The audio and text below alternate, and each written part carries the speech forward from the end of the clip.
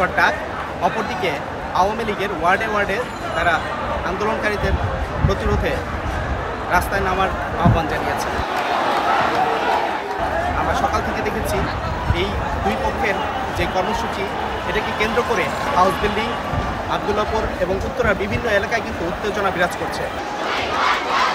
12:30 থেকে 12টার দিকে আমরা যেটা দেখতে পেয়েছি, আবদুল্লাপুর হাউস বিল্ডিং এলাকায় বিভিন্ন জায়গা থেকে আন্দোলনকারীরা এসে জড়ো হয়েছে এবং তারা স্লোগান দিচ্ছে।